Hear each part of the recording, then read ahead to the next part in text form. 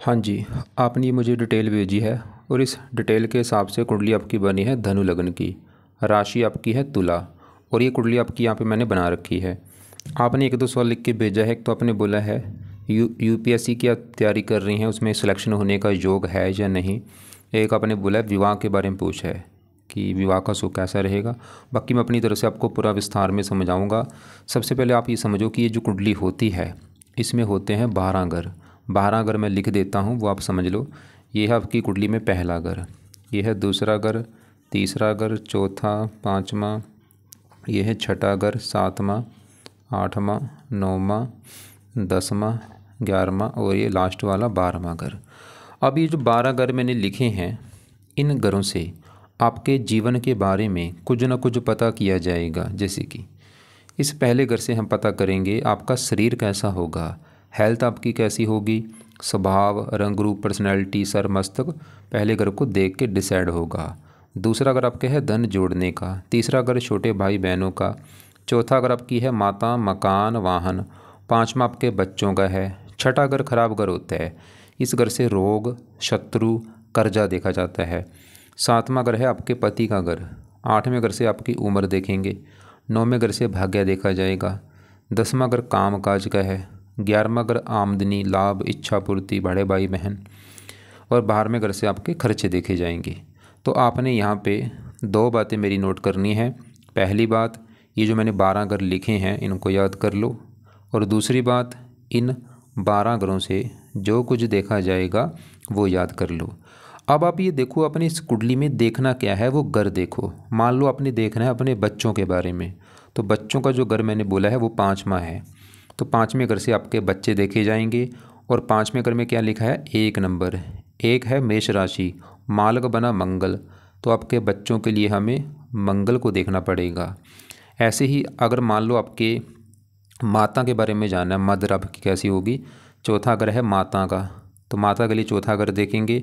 और चौथे घर में नंबर लिखा है 12, 12 है मीन राशि, माल किसका बना, गुरु, तो आपकी माता के लिए हमें गुरु को देखना पड़ेगा। तो आपको मेरी बात समझ आ रही होगी कि जो भी कुछ देखना है वो घर देखना है और घर का बना मालक देखा जाता है। अब सवाल ये है कि आपकी कुंडली है कैसी। कुंडली में देखो जी, ग्रह अच्छे भी हैं, ग्रह खराब भी हैं। कुछ ग्रह ऐसे हैं जो आपके मुझे ज़्यादा खराब लगे हैं, जैसे कि आपका सूर्य खराब लगा क्योंकि नीच का बैठा है। नीच का ग्रह अच्छा नहीं होता, ये मतलब आपको ज़्यादा खराब फल देगा। कुछ अच्छे फल भी देगा लेकिन ज़्यादा खराब फल। और यहाँ पे गुरु शनि छठे घर में बैठे हैं, ये भी दिक्कतें पैदा करेंगे, लेकिन ये थोड़े से अच्छे फल भी देंगे लेकिन बुरे फल भी देंगे आपको। बाकी मंगल अच्छा है, बुध ठीक है, और भी जो ग्रह हैं ये भी रला मिला फल देंगे। पूरा विस्तार में समझाऊंगा। अब देखो जी, ध्यान समझो, ये जो 9 ग्रह हैं, इन ग्रहों का जो भी इन्होंने असर आपको देना है हमेशा देंगे, जो इनका असर है। लेकिन ये अपना असर ज़्यादा कब देते हैं, जब इनकी चलती है दशा। और दशा होती है 2 प्रकार की, एक तो होती है महादशा, एक होती है अंतरदशा। जो महादशा है ये काफ़ी बड़ी होती है और ये आपके जीवन के ऊपर चली हुई है गुरु ग्रह की। कब से चली है, ये 2015 में चली हुई है, पिछले 10 साल हो चुके हैं और ख़त्म 2031 में जाके होगी। इसका मतलब ये है कि इन 9 ग्रहों में आपके ऊपर आज जिस ग्रह का सबसे बड़ा असर है वो है ये गुरु ग्रह, क्योंकि इसकी है महादशा। अब इसका असर का मतलब क्या है, इसका असर देखो कितना आपके ऊपर है, 80%। मतलब आपकी जीवन में अभी जो कुछ हो रहा है, जो आप खा रही हैं, पी रही हैं, काम कर रही हैं, वो बड़ा कारण है गुरु ग्रह। और दूसरा असर आपके ऊपर है शुक्र ग्रह का, इसकी चल रही है अंतरदशा। ये 7वां महीना 23 में चली थी और ये तीसरा महीना 26 में ख़त्म होगी। इसका असर वैसे कम है 20%। तो अब इन 2 ग्रहों की पहले बात करेंगे, गुरु शुक्र आपके कैसे हैं। पहले गुरु की बात करते हैं, क्योंकि आपको मैंने भी क्या बोला कि आपके जीवन में जो कुछ हो रहा है वो बड़ा कारण गुरु ग्रह है। अब ये जो गुरु है, अगर आपका देखो जी गुरु अच्छा निकला फिर तो देगा अच्छे फल आपको, अगर ख़राब निकला ख़राब फल देगा। अब अगर आप मेरे से पूछें कि भाई गुरु अच्छा है या बुरा है, तो मैं आपको बोलूँगा गुरु आपका मुझे ज़्यादा खराब लगा है। अच्छे फल देगा लेकिन थोड़े से देगा, खराब फल का लेवल ज़्यादा है। तो गुरु सवाल की खराब क्यों मैंने बोल दिया, गुरु खराब होने के हैं 2-3 कारण। एक तो गुरु आपका जहाँ बैठे ये है छठा घर, घर अच्छा नहीं। आपको मैंने अभी जो 12 घर लिखे हैं, छठा, 8वां, 12वां, ये 3 घर अच्छे घर नहीं होते। छठा घर अच्छा क्यों नहीं, क्योंकि इस घर से रोग देखा जाता है, रोग, शत्रु देखे जाते हैं, कर्जा देखा जाता है, कोर्ट कचहरी, चोरी, ठगी, विश्वासघात, काफ़ी ख़राब चीज़ें छठे घर से देखते हैं। अब गुरु देखो जी, एक तो आपका बैठा है छठे घर में, खराब घर में, ऊपर से यहाँ पे जो 2 लिखा है शुक्र का घर है, और गुरु शुक्र को अपना मानता है दुश्मन, साथ में शनि के बैठा है। वैसे बड़ा कारण गुरु खराब होने का अगर है वो है छठे घर में ये बैठना, खराब ग्रह है। अब गुरु आपको दिक्कतें देगा, क्या क्या बुरे फल देगा, सवाल ये है। तो गुरु इस कुंडली में है 2 घरों का मालक, उन 2 घरों को लेके आपको आएंगी दिक्कतें, और वो 2 ग्रह हैं। एक तो गुरु का अपना घर है, ये पहला घर।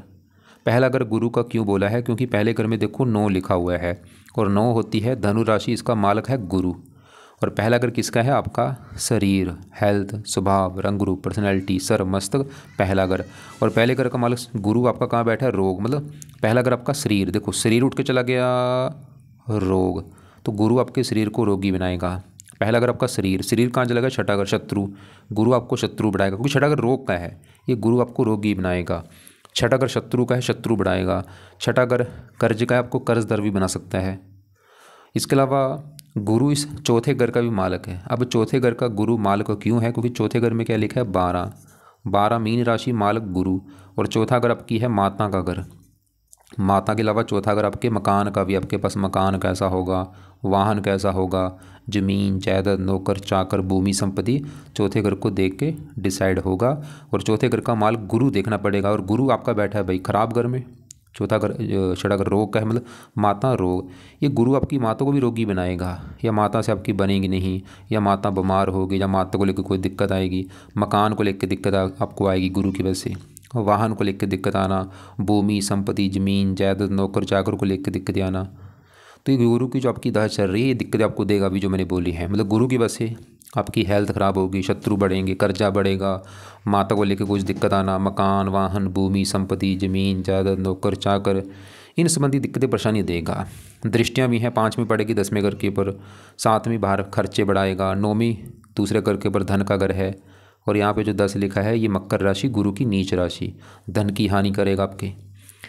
तो गुरु आपको भाई बुरे फल दे रहा है, देता रहेगा, लेकिन ये गुरु एक शर्त पे अच्छे फल देगा अगर आप अपनी जन्मभूमि से दूर जाती हैं। जैसे आपने बोला दिल्ली में रहती हैं, दिल्ली से अगर आप दूर जाती हैं, दूर का मतलब है चाहे आप कोई दूसरी कंट्री में चली जाओ या अपने ही देश में कहीं दूर जाओ, दिल्ली से मान लो आप महाराष्ट्र चली जाओ, पंजाब चले, मतलब दूर जाओ वहाँ से, फिर आपको गुरु बुरे फल ज़्यादा नहीं देगा।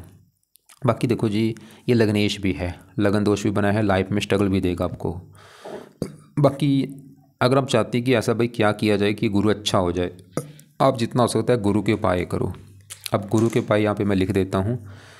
पहला उपाय है, आप गुरु का मंत्र आप किया करो।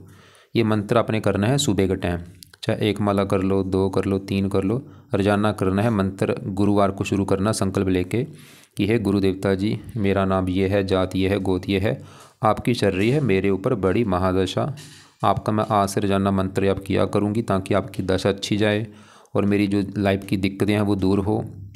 तो इस प्रकार संकल्प लेके रोजाना मंत्र कर लो। मंत्र है ओम ब्रह्म बृहस्पते नमः, ओम ब्रह्म बृहस्पते नमः।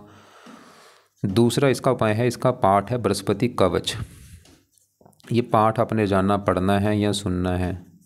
तीसरा है बृहस्पति स्रोत का पाठ। तो यहाँ पे देखो जी 2 पाठ हैं, ये दोनों पाठ अपना सुबह बैठ के जहाँ तो पढ़ लिया करो अगर पढ़ने आते हैं, या इनको ऑडियो लगा के सुन लिया करो रोजाना। इनको हो सके 2-2, 3-3 बार पढ़ लो, आप ज़्यादा भी पढ़ सकती हैं, आपकी मर्जी है, नहीं तो एक बार आपने पढ़ना है या सुनना है।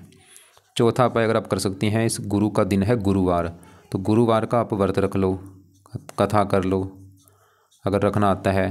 व्रत में क्या करना होता है, दिन में बस फल फ्रूट खाना होता है, रात को ही भोजन किया जाता है, एक टाइम नमक नहीं खाया जाता है, खटाई नहीं खाई जाती। व्रत कथा जो होगी गुरुवार की वो सुन लेना।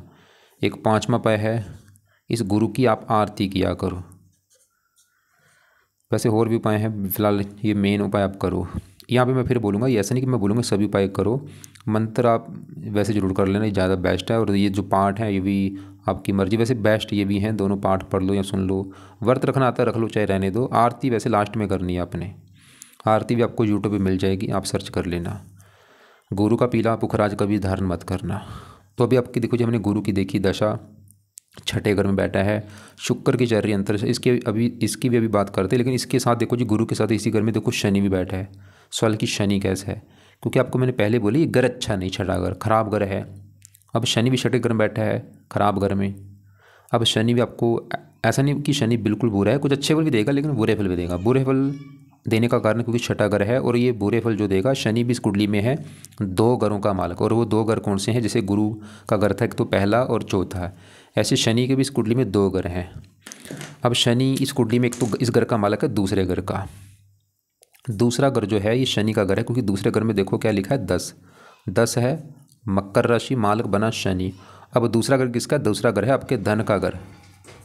आपके धन के बारे में अगर जानना है, आप कितनी धनी होंगी, कितना धन जोड़ेंगी, दूसरा घर परिवार का भी होता है, वाणी का, और दूसरे घर का मालक शनि देखना पड़ेगा।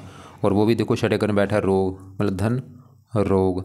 शनि भी आपका जो धन है रोग के ऊपर खर्च होगा। धन शत्रु, शत्रु को धन की हानि होना। छठा घर कर्जे का भी, धन कर्जा। शनि भी आपके कर्जे सर के ऊपर कर्जा चढ़ने का योग लेके बैठा है। और ये तीसरे घर का मालक है, पराक्रम भंग योग बना है, मान हानि भी होती है समाज में। और शनि की दशा में आपकी हेल्थ भी खराब होगी, शत्रु बढ़ेंगे, रोग बढ़ेगा, कर्जा बढ़ेगा।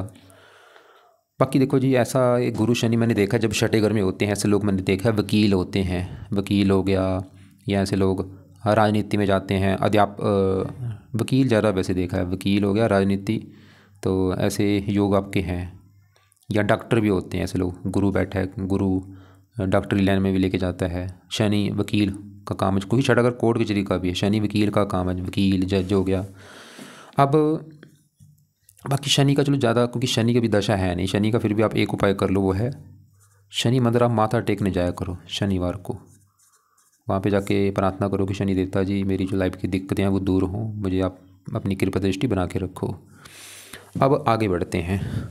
आपके ऊपर देखो जी, गुरु की बात हमने कर ली है, छोटी दशा शुक्र की चली हुई है, ये 7 महीना 23 में चली है, पिछले ये भी 2 साल हो चुके हैं, अभी भी 1 साल की पड़ी है, तीसरा महीना 26 में ख़त्म होगी।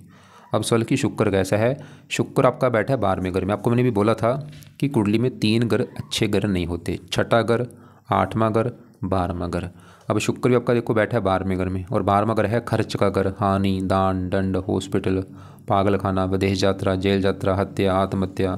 तो शुक्र एक तो 12वें घर में, ऊपर से बैठा है यहाँ पे मंगल घर में, मंगल को अपना दुश्मन मानता है। अब सवाल की शुक्र अच्छा है या भाई शुभ बुरा है? रला मिला फल देगा, वैसे बुरे फल भी देगा, कुछ अच्छे फल भी देगा।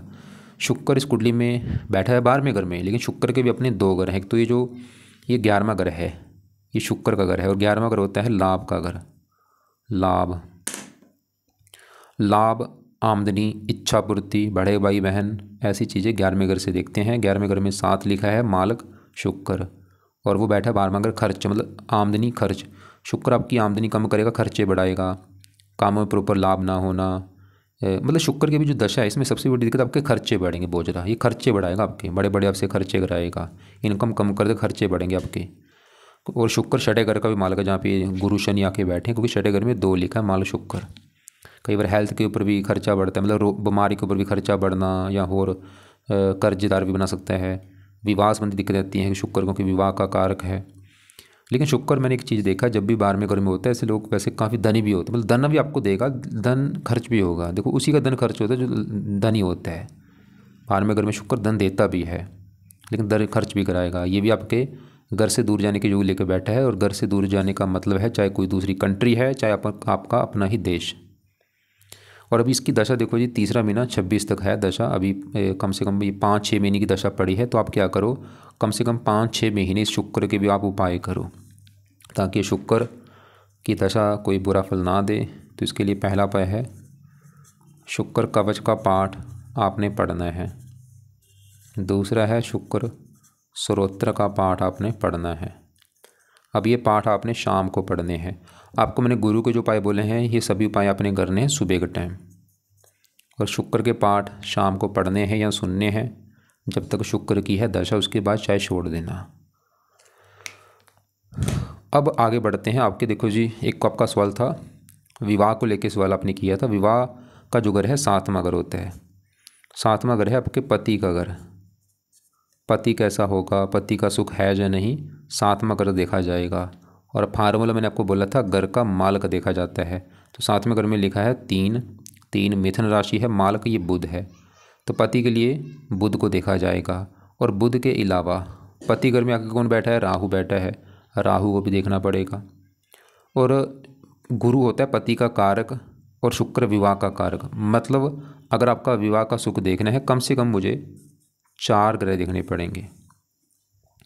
क्यों 4 ग्रह देखने पड़ेंगे? क्योंकि सातवां का जो पति का घर है, इस घर में एक तो राहु जो आके बैठा है, इसको देखना पड़ेगा। सातवें घर के मालक बुध को, विवाह का कारक शुक्र है और पति का कारक गुरु है।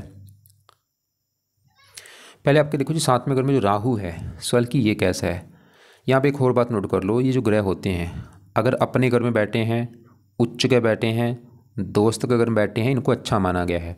नीच का जो ग्रह होता है अच्छा नहीं होता। जैसे आपका राहु सूर्य नीच का बैठा है, या ये ग्रह अगर अपने दुश्मन के घर में जाके बैठे वहाँ पे भी दिक्कतें पैदा करते हैं। अब राहु सातवें घर में बैठे, यहाँ पे जो 3 लिखा है उच्च का बैठा है, जो कि अच्छी बात है। बाकी राहु की दृष्टियाँ भी हैं 5वीं 11वें घर के ऊपर, यहाँ पे मित्र राशि है, 9वीं यहाँ पे मित्र राशि है। लेकिन 7वीं बैठ के पहले घर के ऊपर यहाँ पे है नीच राशि। राहु थोड़ा सा हेल्थ ख़राब करेगा। मतलब राहु वैसे आपको कई अच्छे फल देगा, लेकिन देखो जी राहु एक सबसे बड़ी दिक्कत क्या देगा आपको, ये जहाँ बैठा है पति घर में, ये पति वाली दिक्कत आपको ज़रूर देगा। क्यों देगा? क्योंकि राहु है दानव ग्रह, ये जहाँ बैठता है उस घर को लेकर दिक्कतें ज़रूर आती हैं। ये सांप का कारक होता है, और मैंने ऐसी हज़ारों कुंडलियाँ देखी हैं, जब भी राहु सातवें घर में होता है मैंने देखा है ऐसे लोगों को विवाह का सुख नहीं मिलता। सबकी दिक्कतें वैसे अलग अलग होती हैं। कईयों का मैंने देखा है विवाह नहीं होता, कईयों का विवाह में देरी होती है, कईयों का डिवोर्स हो जाता है। तो राहु आपके साथ भी कुछ ना कुछ करेगा। ये जो राहु सातवें घर में बैठा है पति घर में, ये भी आपके साथ भी कुछ करेगा। क्या करेगा? जहाँ तो आपका डिवोर्स हो सकता है, पहला विवाह में सुख नहीं मिलेगा, दूसरे विवाह में आपको सुख मिलेगा। मैं कन्फर्म नहीं हूँ, डिवोर्स के भी काफ़ी चांस हैं, या डिवोर्स ना भी हुआ तो आपका विवाह देरी से होगा। मतलब एक शर्त देगा, या तो डिवोर्स करा देगा, या विवाह में देरी कर देगा, या विवाह पति पत्नी में लड़ाई झगड़े होते रहेंगे, या पति का बीमार होना, या पति से प्रेम ना मिलना। ज़्यादा वैसे चांस मैंने जो देखे हैं ये डिवोर्स कराता है। या दूसरा चांस होता है पति पत्नी में लड़ाई झगड़े तो होते हैं, तो राहु आपका वैसे पति पत्नी में लड़ाई झगड़े तो कराएगा। कई बार क्या होता है, विवाह से पहले जो रिश्ता होता है, जो एंगेजमेंट होती है, वो भी टूट जाती है। तो अगर आपके विवाह में दिक्कत आज है कोई, या पीछे आई है, या आगे आएगी, वो राहु कारण होगा। वैसे आपको मैंने भी बोला था पति के लिए 4 ग्रह देखने पड़ेंगे। तो राहु, अगर आप चाहती कि भाई ऐसा क्या किया जाए कि ये राहु आपको पति वाली दिक्कतें पैदा ना करे। वैसे देखो जी, विवाह के लिए आपका जिसके साथ विवाह होगा उसकी भी कुंडली देखनी पड़ेगी। अगर हो सकता है उसका सातवां घर अच्छा हो, फिर हो सकता है आपको दिक्कतें ज़्यादा ना भी आएँ। अगर उसका भी सातवां घर पीड़ित हुआ तो दिक्कतें बढ़ सकती हैं आपकी। दोनों मतलब कुंडलियाँ देख के ज़रा क्लियर होगा। बाकी फिर भी आप इस राहु के लिए 1-2 उपाय कर लेना, जिसमें से पहला उपाय है राहु कवच का पाठ पढ़ लिया करो। आप शाम को बैठ के या रात को बैठ के पाठ पढ़ना है। पाठ पढ़ने के बाद प्रार्थना करो कि हे राहु देवता जी, आपका पाठ इसलिए पढ़ा है क्योंकि आप मेरे बैठे हैं सातवें घर में, पति के घर में। मैं चाहती हूँ मुझे पति का सुख अच्छा मिले, पति को लेकर कोई दिक्कत ना आए। दूसरा है राहु का दान किया करो। अब ये दान की वीडियो आपको मैं भेज दूँगा, उसको देख लेना आप। अब आगे बढ़ते हैं। आपका देखो जी एक सवाल है काम काज को भी लेके। हाँ, लेकिन पहले उससे पहले मैंने आपको भी बोला पति के लिए 4 ग्रह देखने पड़ेंगे। हमने राहु सातवें घर में देखा। अब सातवां घर जो पति का घर है, इस घर में क्या लिखा है? देखो 3 लिखा है। 3 है मिथुन राशि, माल किसका है? बुध। तो आपके पति के लिए बुध को भी देखना पड़ेगा। बुध कहाँ बैठा है? 11वें घर में। और 11वें घर में बुध के साथ सूर्य भी बैठा है, चंद्रमा भी बैठा है। 3 ग्रह बैठे हैं 11वें घर में। अब 11वां घर आपको मैंने अभी बोला था, 11वां घर होता है लाभ का घर। लाभ, इनकम, बड़े भाई बहन, इच्छा पूर्ति। और 11वें घर का हमने देखना था मालक। 11वें घर में 7 लिखा है, मालक शुक्र हमने देखा, जो कि ज़्यादा अच्छा नहीं लगा। अब 11वें घर में बुध, सूर्य, चंद्रमा को भी देखना पड़ेगा। तो बुध की बात करो, बुध आपका वैसे अच्छा है क्योंकि ये 11वें घर में बैठा है, घर भी अच्छा है। और यहाँ पे शुक्र घर में बैठा है, जो 7 है शुक्र का घर है। अब बुध अच्छे फल क्या देगा? क्योंकि बुध है 7वें घर का मालक, पति घर का मालक बुध 11वें घर में बैठा है। लाभ मतलब पति लाभ, ये आमदनी का भी घर है, पति आमदनी। इच्छा पूर्ति का घर है, पति इच्छा पूर्ति। मतलब बुध ये दिखा रहा है कि आपके पति आने के बाद आपकी इनकम बढ़ेगी, आपका लाभ बढ़ेगा, आपकी इच्छाएं पूरी होंगी। बुध ये दिखा रहा है भाई कि पति आएगा तो आपको फ़ायदा होगा, इनकम बढ़ेगी, इच्छाएं पूरी होंगी। और बुध इस घर का भी मालक है 10वें घर का। और 10वां घर है आपके काम काज का घर। आपका सवाल भी था काम काज को लेके, जो भी आप नौकरी या कारोबार करती हैं 10वां घर देखना पड़ेगा। 10वां घर आपके पिता का भी है, पिता कैसा होगा? 10वां घर सरकारी नौकरी का भी है, 10वां घर मान प्रतिष्ठा का भी है। अब फार्मूला है 10वें घर का देखा जाए मालक। 10वें घर में लिखा है 6, मालक कौन है? बुध।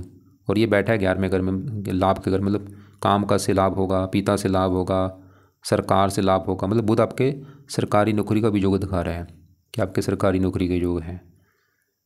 तो बुध आपका अच्छा है, मतलब बुध की वजह से आपको पति, काम काज, सरकार, मान प्रतिष्ठा, इनसे लाभ होगा। अब बुध के साथ इसी क्रम में चंद्रमा सूर्य को भी देखना पड़ेगा। अब सूर्य, हाँ लेकिन हो रही एक बात, मान लो आपका, पहले मैं काम काज का सवाल क्लियर कर दूं, और आपका खास कर था सरकारी नौकरी को लेके। 10वां घर होता है सरकारी नौकरी का। 10वें घर में 6 लिखा है, मालक बुध हमने देखा जो कि अच्छा है, और बुध ये दिखा रहा है कि आपको सरकारी नौकरी का योग है। अब 10वें घर में जो मंगल बैठा है इसको भी देखना पड़ेगा सरकारी नौकरी के लिए। और मैंने देखो जी बहुत सारी कुंडलियाँ देखी, मंगल भी जब 10वें घर में होता है, क्योंकि मंगल को यहाँ पे आके मिलता है बल, दिग्बली, तो मंगल भी आपका अच्छा है क्योंकि 10वें घर में बैठा है, घर भी अच्छा है, और इस घर में मंगल अच्छे फल देता है। और यहाँ पे बैठा मंगल इस कुंडली में है भी योग कारक, लग्नेश गुरु का मित्र है। और मंगल अच्छे फल क्या देता है, जब भी मंगल 10वें घर में होता है, मंगल भी सरकारी नौकरी का योग बनाता है। ऐसे लोग या तो पुलिस में होते हैं या आर्मी में होते हैं, जिसमें क्योंकि साहस होता है, मंगल साहस का कारक है। या मंगल के जो काम है, मेडिकल लाइन हो गया, टेक्निकल लाइन हो गया, भूमि से जुड़ा कोई काम हो गया, भूमि संपत्ति, तो मंगल भी आपके सरकारी नौकरी का योग लेके बैठा है। बुध भी दिखा रहा है कि सरकारी नौकरी का योग है, मंगल भी दिखा रहा है सरकारी नौकरी का योग है। और मंगल इस कुंडली में इस घर का मालक है 5वें घर का, जहाँ पे एक लिखा है मालक मंगल। 5वां घर है पढ़ाई का, संतान का, बुद्धि का। और मंगल 10वें घर से 8वीं दृष्टि से अपने घर को देख भी रहा है। मंगल आपको संतान का सुख अच्छा दे देगा, पढ़ा लिखा बना देगा, बुद्धिमान। 7वीं पड़ेगी चौथे घर के ऊपर, यहाँ पे मित्र राशि है, मकान वाहन के लिए अच्छा है। 5वां घर पढ़ाई, काम काज, जो आप पढ़ाई करेंगी उसी से जुड़ा आपका काम काज भी होगा। संतान होने के बाद भी आपको फ़ायदा होगा। लगन को देख रहा आपको मेहनती साहसी, मतलब मंगल अच्छा है। लेकिन देखो जी, सरकारी नौकरी का योग तो दिख रहा है काफ़ी बुध की वजह से, मंगल की वजह से, लेकिन सरकारी नौकरी के योग में एक कमी हो रही है, वो है ये सूर्य की वजह से। क्योंकि सूर्य से देखी जाती है सरकारी नौकरी, सूर्य का सही होना बहुत ज़रूरी है सरकारी नौकरी लेने के लिए। और सूर्य कहाँ बैठा है, 11वें घर में, वहाँ पे जो 7 है तुला राशि में नीच का बैठा है। तो सूर्य कर रहा है सरकारी नौकरी के योग में कमी, क्योंकि नीच का बैठा है। और ये जो 9वां घर है, 9वां घर है आपका भाग्य घर। भाग्य आपका कैसा होगा, 9वां घर देखा जाएगा। 9वें घर में लिखा है 5, 5 सिंह राशि, मालक सूर्य है। तो सूर्य आपका है भाग्यश, देखो भाग्यश आपका नीच का बैठा है, क्या होगा, भाग्य पूरी तरह से साथ नहीं देगा। मतलब सूर्य की वजह से क्या क्या दिक्कतें आएंगी, एक तो आपके भाग्य की हानि होगी, किस्मत साथ नहीं देती, सरकारी नौकरी के योग में कमी, थोड़ी सी पिता संबंधी दिक्कतें आना, सरकारी कामों में दिक्कतें आना, मान हानि होना। लेकिन सूर्य का अच्छा फल क्या देगा, ये 7वीं दृष्टि डाल रहा है 5वें घर के ऊपर। यहाँ पे जो उच्च राशि एक लिखा है, ये 5वें घर का अच्छा कर देगा, आपको पढ़ा लिखा बना देगा, बुद्धिमान, संतान का सुख दे देगा, बल्कि संतान होने के बाद आपका भाग्योदय भी होगा। और साथ में इसके चंद्रमा बैठा है, चंद्रमा सूर्य जब एक साथ बैठती है इसे कहते हैं अमावस्या दोष। आपका जो जन्म हुआ है वो अमावस्या के दिन हुआ है, तो उस दिन थी अमावस्या, सुबह के टाइम आपका जन्म हुआ है अमावस्या के दिन, ये भी दोष बन जाता है अमावस्या दोष। तो यहाँ पे मैं आपको बोलूँगा सूर्य के आप उपाय जरूर करो। तो सूर्य के जो उपाय हैं वो आप सुबह के टाइम किया करो। सूर्य के उपाय में से पहला उपाय है आप सूर्य को जल दे दो। दूसरा है सूर्य का दान कर दो, दान आप संडे को कर दो। तीसरा उपाय है सूर्य कवच का पाठ पढ़ लो। और चौथा उपाय है सूर्य आदित्य हृदय सत का पाठ पढ़ लो। ये 4 उपाय अपने करने हैं सूर्य के लिए। जल रोजाना देना है, सूर्य का दान संडे को करना है, सूर्य कवच का पाठ है 2 मिनट का, ये सुबह अपना पढ़ना है या सुनना है, और सूर्य आदित्य हृदय सत का पाठ भी पढ़ना है या सुनना है सुबह के टाइम। आपको मैं बोलूँगा ये जो पाठ है अभी चाहे आप कुछ महीने के बाद शुरू कर देना, क्योंकि अभी आपके लिए मेन जरूरी है गुरु के उपाय, या आप कर भी लेना कुछ हफ्ते 10 दिन के बाद शुरू कर देना चाहे। आपने बोला था सूर्य का मंत्र आप करती हैं, ओम गृणी सूर्य नम, उसको रहने दो, उसको मत करो, ये पाठ पढ़ लो। मंत्र मैं बोलूँगा रहने दो, ये पाठ ज़्यादा फायदा देगा आपको। तो यहाँ पे हमने बुध देखा अच्छा है, सूर्य देखा नीच का है। संडे को लाल कपड़े मत पहना करो, मोती मान के इसका धारण मत करना, मोती भी धारण कभी मत करना। चंद्रमा 8वें घर का मालक है, उम्र के लिए वैसे अच्छा है, उम्र में लाभ हो जाएगा। अब देखो जी आपका बचा है पहले घर में केतु, उच्च का बैठा है, कई प्रकार के अच्छे फल देगा। पहला घर आपका है शरीर स्वभाव रंग रूप, शरीर के लिए अच्छा है, स्वभाव रंग रूप पर्सनैलिटी। लेकिन थोड़ा सा केतु की दशा में हेल्थ भी खराब होगी आपकी, क्योंकि दान वगैरह है। टोटल अगर कुंडली का निचोड़ निकालूँ, एक तो आपको दिक्कत आएगी विवाह को लेके, उसका कारण है पति घर में राहु का बैठना। दूसरा कारण गुरु होता है पति का कारक, वो 6ठे घर में बैठा है, और शुक्र विवाह का कारक वो 12वें घर में बैठा है। तो विवाह में दिक्कतें आने के 3 कारण है, लेकिन सबसे बड़ा कारण राहु। बाकी सरकारी नौकरी के काफ़ी योग हैं, लेकिन सूर्य की वजह से हो रही है सरकारी नौकरी के योग में कमी। तो सूर्य के लिए आप सूर्य के उपाय कर लो। और बाकी पति संबंधी अगर चाहती हैं कि दिक्कत ना आए तो राहु के जो उपाय हैं वो करो। राहु कवच का पाठ पढ़ो, राहु का दान करो। और बड़ी दशा गुरु की है, गुरु के उपाय करो। शनि के लिए शनि खाली मंदिर चले जाओ। और मंगल के उपाय रहने दो, चंद्रमा के रहने दो, बुध के रहने दो। शुक्र के उपाय करो जब तक शुक्र की है दशा, तीसरा महीना 26 तक। उसके बाद शुक्र के आप उपाय छोड़ देना। तो ये उपाय आपने करने हैं। एक बार मैं दोबारा रिपीट कर दूँ, कुछ उपाय हैं सुबह के टाइम। सुबह आपने क्या करना है, मान लो आप सुबह उठी हैं, सुबह उठ के आप पहले सूर्य को जल दे दो। उसके बाद आप अपना बैठ के गुरु का मंत्र कर लो 1-2 माला। और उसके बाद बृहस्पति के जो दोनों पाठ हैं, इसका देखो इसी का नाम गुरु है, इसी का नाम बृहस्पति है। तो इसके जो दोनों पाठ हैं, बृहस्पति कवच और बृहस्पति स्रोत पढ़ लो। इनको आप ज़्यादा भी पढ़ सकती हैं। और इसी के बाद फिर आप आरती कर लेना। ये तो होगा सुबह का काम। और जब शाम को बैठेंगी, शाम को आप शुक्र कवच पढ़ लो, शुक्र स्रोत पढ़ लो, फिर राहु कवच पढ़ लो। और इसके अलावा आपको मैंने बोला शनि मंदिर जाना है शनिवार को। राहु का दान बोला है, ये राहु के दान की वीडियो आपको भेजूंगा, उसको देख लेना। सूर्य का दान संडे को करना है। और आपने 1-2 रत्न बोला था, एक तो शायद वो बुध का लग रहा है, पैरिडोर्जिया, वो तो आप चलो पहन सकती हैं। बाकी और एक और रत्न मुझे समझ नहीं आया कि आपका कौन सा रत्न है। कई बार क्या होता है रत्नों का उल्टा नुकसान भी होता है। दोबारा एक बार आपके मैं सवाल देख लेता हूँ। तो एक तो आपने बोला था UPSC, हाँ उसके देखो काफ़ी योग हैं, चलो आप तैयारी करो। बाकी सूर्य के उपाय करो ताकि योग आपका बन जाए। और आपने बोला शादी के लिए, शादी में दिक्कतें तो आपको ज़रूर आएंगी इस राहु की वजह से। विवाह से पहले रिश्ता टूट जाना या विवाह के बाद डिवोर्स हो जाना, कुछ भी दिक्कत हो सकती है, भगवान के हाथ में है। बाकी पति की कुंडली देख के ज़्यादा क्लियर होगा कि दिक्कत क्या आएगी आपको। और आपने बोला हनुमान जी का पाठ पढ़ती हूँ, बहुत बड़ी अच्छी बात है, वो आप रोजाना पढ़ो। और पाठ चेंज करके पढ़ा करो, कभी हनुमान चालीसा पढ़ लिया, कभी संकट मोचन पढ़ लिया, कभी बजरंग बाण पढ़ लिया, कभी अंगारक स्रोत पढ़ लिया, ओम गृणी सूर्य नमः, ये मंत्र के बजाय मैंने बोला ये पाठ पढ़ लो। और आपने बोला ओम ग्राम ग्रीम, ये मंत्र, हाँ ऐसे करो। गुरु का मंत्र भी आप लिख लो, लेकिन मंत्र कौन सा है, ओम ब्रह्म बृहस्पति नमः, ये करना है। ये आपको जो मैंने बोला है वैसे लिख के भेजा आपको मैंने। ये मंत्र तांत्रिक जो आप कर रही है ना, ओम ग्राम ग्रीम, ये तांत्रिक मंत्र, इसको मत करना। ये करो ओम ब्रह्म बृहस्पति नमः करना है आपने। दुर्गा चालीसा भी ठीक है, राहु के लिए अच्छा होता है। बाकी आप ऐसा करना, आपको लग रहा है कि अभी भी कोई बात समझ नहीं आ रही, कुछ पूछना होगा तो आपका जो सवाल है वो जहाँ मुझे लिख के भेज देना, या आप मुझे कॉल करके पूछ लेना। कॉल करने से पहले एक बार मैसेज कर लेना आप मुझे।